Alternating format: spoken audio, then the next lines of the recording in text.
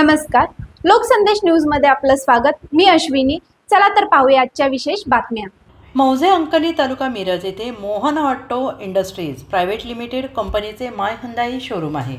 सदर शोरूमच्या आस्थापना केबिनच्या काचेच्या खिडकीतून अज्ञात चोरट्यांनी प्रवेश करून गोदरेज कपाटाचे लॉकर तोडून त्यातील सोन्याचे दागिने आणि रोख रक्कम असा एकूण 9,68,983 रुपयांचा मुद्देमाल चोरी करून नेला आणि याबाबत वरीलप्रमाणे फिर्याद दाखल झाली आहे।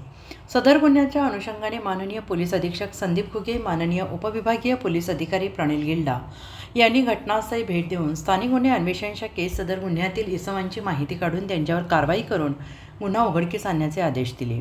सदर आदेशाप्रमाणे पोलीस निरीक्षक सतीश शिंदे, स्थानिक गुन्हे अन्वेषण शाखा सांगली यांनी घटनास्थळी भेट देऊन आरोपींची गुन्हा करण्याची पद्धत, उपलब्ध पुरावे आणि पोलीस नाईक संदीप नलवडे यांनी केलेल्या तांत्रिक तपासाच्या आधारे माहिती घेऊन स्थानिक गुन्हे अन्वेषण शाखेकडील पोलीस उपनिरीक्षक कुमार पाटील यांचे एक पथक तयार केले।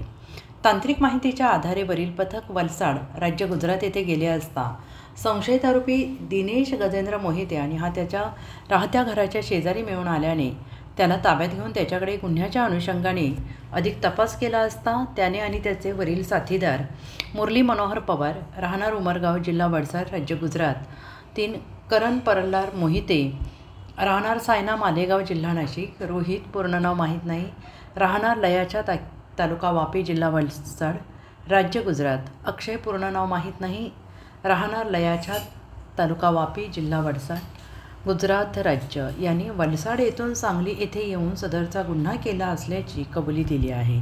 आरोपी दिनेश गजेंद्र मोहिते हा वलसाड, राज्य गुजरात येथील रेकॉर्डवरील आरोपी असून त्याच्यावर घरफोडी गांजा वाहतुकीचे नोंद असून त्यात गांजा वाहतुकीच्या गुन्ह्यात माननीय वलसाड न्यायालयाने 10 वर्षाची शिक्षा नोंदवली आहे। सदर गुन्ह्यात तो 5 वर्ष जेलमध्ये होता। तरी आरोपी दिनेश गजेंद्र मोहिते वय वर्ष 27 राहणार वलसाड यास गुन्ह्याच्या पुढील तपासकामी वलसाड गुजरात येथून पोलीस उपनिरीक्षक कुमार पाटील यांनी ताब्यात घेऊन सांगली ग्रामीण पोलीस ठाण्याकडे वर्ग केले असून त्यास माननीय न्यायालयात हजर करून पोलीस कोठडी रिमांडची मागणी करून अधिक तपास सुरू आहे। तसेच इतर परगंदा आरोपीचा शोध सुरू असून त्यांना लवकरच अटक करण्यात येईल। अशाच विशेष घडामोडींसाठी आमच्या YouTube चॅनलला सबस्क्राइब करा, फेसबुकला लाईक करा आणि इन्स्टाला फॉलो करा।